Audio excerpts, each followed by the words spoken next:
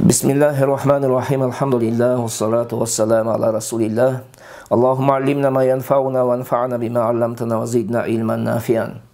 Hurmatlı okuyucular, biz mazhab başçımız Abu Hanife rahmetullahi aleyhinin Al-Fiqhul Akbar attığı emgegiden sabağımızды улантуудабыз. Өткен сабақта жасаған жақсы іштеріміз туралы кеп болған еле. Жақсы іштеріміздің сауабыны Құдай Таалам текке кетірбей, келечекте ақыретке барған кезімізде берет. Жана ошол эле учурда биздин жасаган жакшы иштерибиздин сообунун жоюлушуна кандай амалдар себеп болгондугун дагы айтып өттүк эле. Бүгүнкү сабагыбыз бул биздин жасаган күнөө иштерибиз тууралуу болмокчу. Бул тууралуу Абу Ханифа рахматуллахи алейхи мынтип айткан: Бисмиллахир-рахманир-рахим. Ва ма кана минас-саййиати дуна-ш-ширки вал-куфри, ва лам ятуб анха сахибуха хатта мата مؤمنا فإنه في مشيئة الله تعالى إن شاء عذبه وإن شاء عفى عنه ولم يعذبه بالنار أصلا ولم يخلده. Alemi kimde kim kapırlık menen şirkten başka günöölörдү жасаса, ал күнөөлөрдөн өлгөнгө чейин тооба кылбай дүйнө сала турган болсо, ал Аллах Тааланын каалоосунда болот. Эгер Аллах Таала кааласа аны азаптайт, эгер кааласа аны кечет, ал эми азаптай турган болсо, аны түбөлүк тозоктун отунда азаптабайт. Белгилүү бир мөөнөткө чейин ошол күнөөсүнө жараша азаптайт деп Абу Ханифа ушинтип айтып атат. Урматтуу окуучулар, бул сүйлөмдө Абу Ханифа рахматуллахи алейхи ширктен жана капырлыктан башка күнөөлөр тууралуу баяндаган. Ширктен жана капырлыктан башка күнөөлөр тууралуу. Демек, жогоруда айтканыбыздай, чоң жана кичине күнөөлөрдү аткарган киши эгерде тооба кылбай, бирок ыймандуу абалда өлсө, Аллах Тааланын каалоосунда болот. Эгер Аллах Таала кааласа, өзүнүн фазилети менен, берешендүүлүгү менен, кечиримдүүлүгү менен, мейримдүүлүгү менен аны кечет. Эгерде кааласа, аны адилеттүүлүгү менен азаптайт. Бул тууралуу Пайгамбарыбыз саллаллаху алейхи ва саллам өзүнүн ыйык хадисинде, бул хадисти Имам Малик менен Абу Дауд рахматуллахи алейхилер риваят кылышкан, мынтип айткан: Хамсу салаватин катабахунна Аллаху алал ибад, фаман жаа бихинна фалам юдаййи минхунна шай'ан истихфафан бихаққихинна кана лаху инда Аллахи ахадун ай юдхилахул джанната ومن لم يأت بهن فليس له عند الله أحد إن شاء عذبه وإن شاء أدخله الجنة. 5 vakit namazdı Allah pendelerine farz kılgan. Kim alarda atkarsa, alardın akısın cengil sanap tekke ketirbese, al kişi üçün Allah'ın canında beyişke kirgizüge kerişim bolot. Alemi kim alarda atkarbasa, al adam üçün Allah'ın canında kerişim yok. Eğer kaalasa anı azaptayt, eğer kaalasa anı bir işke kirgizet deydi. Namazda okubay koyu bul çoğun günü. Namazda öz vaktinde okubagandıq bul öte çoğun günü bol eseptelet. Jogoruda kelgen hadis, hazır aytkan hadisimiz. Atayın namazda okubay koygon kişi menen ataylabagan kişini ökö tengini kamtıp alat. Ankeni Peygamber sallallahu aleyhi ve sellem hiç birine çektiği aytkan, atayın taşlasa ya atayın taşlabasa degen emez. Jalpısынан ne namaz okubasa degen manini aytkan. Demek namaz okubagan kişi Allah Taala'nın kaalosunda bolgondugun hadis bizge bayandap jatat. Mına uşul hadis Haşavi agımına, devoson bizdin de orada psevda salafilerge karşı dalil bolot.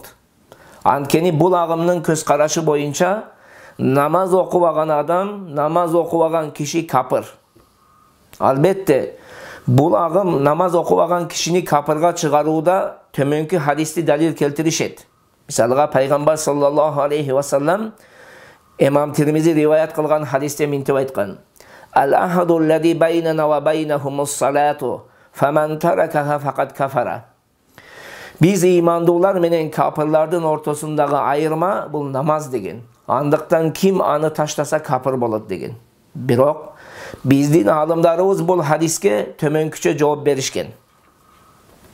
Эгерде намазды таштоону адал деп айтса капыр болот. Мындайча айтканда намазды жеңил санап, намазды окубай койсоң боло берет, эчтеке болбойт деген бир фарздыгыны таңа турган деңгээлде айта турган болсо, мына ошондой кылса биз дагы эмне дейбиз? Капыр дейбиз.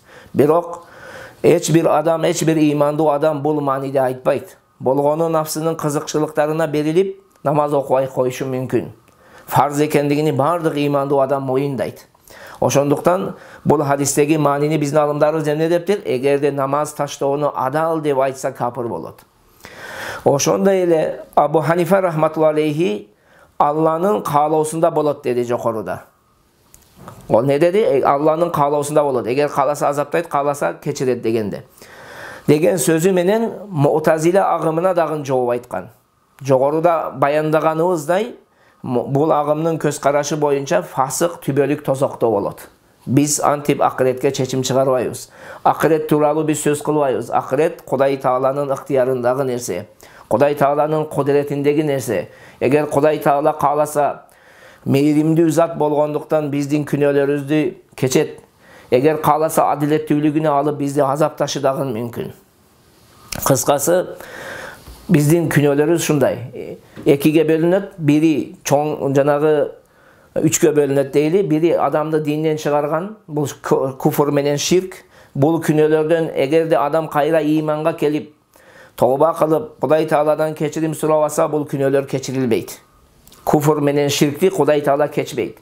Ал эми калган күнөөлөрүбүз, жана чоң күнөөлөрүбүз, намаз окубаган сыяктуу же кичине күнөөлөрүбүз, эгер Аллах Таала кааласа кечет, кааласа азаптайт, кааласа не кылат, азаптаса дагы түбөлүк эч качан тозокто калбайт. Ал баары бир ыймандуу болгондуктан белгилүү бир мөөнөттө чейин азап тартып чыгат андан кийин.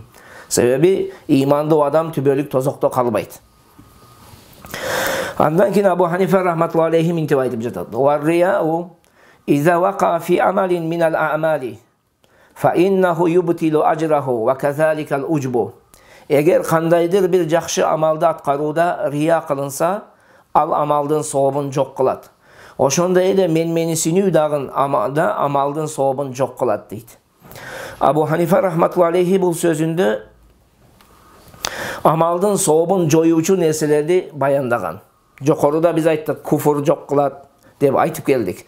Эми бул жерде дагы кошумча кылып айтып жатат. Демек, эгерде амалды аткаруунун башталышында биз Кудай Тааланын ыраазычылыгын издебей, пенденин ыраазычылыгын күтө турган болсок, анда ал жасаган ишибизден эмне болбойт экен? Сооп болбойт. Башкача айтканда, мен бир садака кылдым, ал садакамдан максат эл көрсүн, эл уксун деген ой менен кылдым. Эл мага рахматын айтсын, эл мени мактасын деген шундай бир түшүнүктөр менен эгерде мен садака кылган болсом, ал менин кылган амалымдын сообу эмне болуп кетет экен? Жоюлуп кетет. Андай адам акыретке барган кезде дагы шерменде болот. Пайгамбарыбыз саллаллаху алейхи ва саллам Имам Бухари риваят кылган сахих хадисте айтат. Кайсыл киши бул дүйнөдө дейт, бир амалды жасап эл көрсүн кылса, же болбосо эл уксун деген ой менен кылса, кыямат күнү болгондо жанагы махшар майданында адамдардын алдына чыгарып, анын жүрөктөгү сырларын ашкере кылынып, ошол жерде шерменде кылынат дейт. Ошондуктан биз жасаган иштерибизди, намаз окуйбузбу, орозо тутабызбы, зекет беребизби, ажылык кылабызбы, нафыл садака беребизби, кыскасы айтор кандай жакшы иштин түрүнү кылбайлы, эч качан биздин оюбузга башка адамдын ыраазычылыгы, башка адамдан рахмат күтпөшүбүз керек. Аллах Таала дагы Кур'ан-ы Каримде айтат, биз садака бергендердин сыпаттарын баяндап айтат. Биз силерден рахмат күтпөйбүз, биз силерден сыйлык күтпөйбүз дейт. Мына ошондой сыпат менен биз менен сиздер жакшы иштерди жасашыбыз керек. Бирөөдүн элдин бизге айткан рахматынын да кереги жок. Кудай Таала ыраазы боло турган болсо, бүт махлуктар сизге каршы болсо дагы сиз жеңиштесиз. Бирок Кудай Таала ыраазы болбой турган болсо, бүт махлуктар сизди колдоп, сизге кол чабып тосуп ала турган болсо дагы сиз бактысыз болуп кетесиз. Ошондуктан биздин бактылуулугубуз эмне экен? Кудай Тааланын ыраазычылыгын издөдө, Кудай Тааланын рахматын издөдө, Кудай Тааланын мээримине издөдө, Кудай takvalar üçün жасап койгон бейишке жетүүдүн түптүз bir себептеринин бири эмнекен? Биз менен сиздердин эмнебиз? Эң биринчи иманыбыз болсо, анан бейиштин иштиндеги тепкичтерге жетүү үчүн биздин амалдарыбызда ыкластуулук болуш керек. Ыклас менен Кудай Тааланын ыраазычылыгын көздөп гана жасашыбыз керек. Бул тууралуу Аллах Таала ыйык Кур'ан-ы Каримде мынтип айткан: Ким дүйнө жашоосун жана анын кооздуктарын кааласа, дүйнөдөн алар каалаган нерселеринин баарын ушинтип беребиз дейт. Алар бул жерде эч нерседен кем болушпайт, бирок аларга акыретте тозок отунан башка эч нерсе жок. Дүйнөдө кылган амалдарынын баары текке кетет, алардын кылгандары бошко кетүү үчүн нерселер дейт. Бул аятта даана ушул дүйнөдө жасаган жакшы иштериден эмнени көздөгөндөрдү баяндап жатат? Аллахтын ыраазычылыгын эмес, тескерисинче адамдардын ыраазычылыгын издеген адамдарды айтып жатат. Жана башка аятта Аллах Субханаху ва Таала мынтип айткан Кахф сүрөсүнүн 110-аятында: "Фаман кана яржу лиқаа раббих фали'амал амалан салихан ва ла юшрик би'ибадати раббихи ахада." Ким эгесине жолугууну үмүт кылса, анда ал жакшы амалдарды кылсын жана эгесине кылган ибадаттарында эч кимди шерик келтирбесин дейт. Башкача айтканда, эл көрсүн, эл уксун максатында аткарбасын ал амалдарды дейт. Жогоруда биз аткарган жакшы амалдардын сообу жоюлат деп айттык. Андыктан амалдын негизи жоюлбайт. Шуну эске алыңыздар, амалдын негизи жоюлбайт. Дагында тагыраак кылып айта турган болсок, амалдын, мисалга намаз окудук. Намазды баштардын астында биз эл көрсүн, паланчы көрсүн, түкүнчү көрсүн, менин намаз окуп жаткандыгымды деген ой менен баштадыкпы? Мына ошол намаздын сообу жоюлуп кетет, бирок негизги милдетиден биз кутулабыз. Ооба, биз намаз окуган болуп эсептелебиз. Акыретке барган кезде сизге эмне үчүн сен намаз окубадың деген сурак болбойт. Сообу гана жоюлуп кетет. Эгер амалды кылып бүткөндөн кийин эгер эл көрсүн же эл уксун кылса, анда сообу дагы жоюлбайт. Себеби бул нерседен ар бир адам сактана албайт. Бул бардыгы кайсыл жерде болуш керек? Башында, эгер ушу амалды аткаруудун башында биздин жүрөгүбүздө ушундай ойлор келип кала турган болсо, ошондо гана биздин амалдарыбыздын сообу жоюлуп кетет. Ал эми амалды аткарып бүткөндөн кийин эгерде кандайдыр эл көрсүн, эл уксун деген бир шайтандын азгырыгы жүрөгүбүзгө салына турган болсо, анда амалдарыбыздын сообу эмне болбойт экен? Жоюлбайт. Сүйлөмдө айткандай, ошондой эле менменсинүү да амалдын сообун жоёт. Менменсинүү дегени бул бизде өтө көп. Мен кылдым, мен бердим, мен аткардым деген түшүнүк бар. Урматтуу окуучулар, жакшы бир нерсени эске алышыбыз керек. Сен кылдың эмес, мен кылдым эмес, Аллах кылдырды деген сөз түшүнүгүбүзгө кириш керек. Себеби Кудай Таала ыйык Кур'ан-ы Каримде мынтип айтат: "Кул ла тамунну алайя исламакум." Сен аларга айткын, өзүңөрдүн мусулманчылыгыңарды, исламга келгениңерди мага милдет кылбагыла. Балиллаху ямунну алейкум, тескерисинче Аллах силерге милдет кылат дейт. Сиз бизге окшогон канчадаган досторубуз бар, агаларыбыз бар, инилерибиз бар. Бүгүнгү күнү мечитке келе албай, медресеге келе албай, туура жолго түшө албай адашып жүрөт. Бул жерге сиздин келгендигиңиз бул Кудай Тааланын калыс каалоосу менен гана сиз келип жатасыз. Кудай Тааланын каалоосу менен гана сиз жакшы сооп иштерди аткарып жатасыз. Кудай Тааланын каалоосу менен Кур'ан окуп жатасыз, зикир кылып жатасыз, тахажжуд окуп жатасыз, же 5 убак намазыңызды тургузуп жатасыз. 1-4 күндөрдү же жана жарык күндөрдү, жана ай толгон күндөрдү орозо тутуп жатасыз. Бул бардыгы Кудай Тааланын сизге болгон топок берүүсү. Сиздин немеңиз эмес. Эгер Кудай Таала кааласа, сизди бир көз ирмемде эмне кылып коет?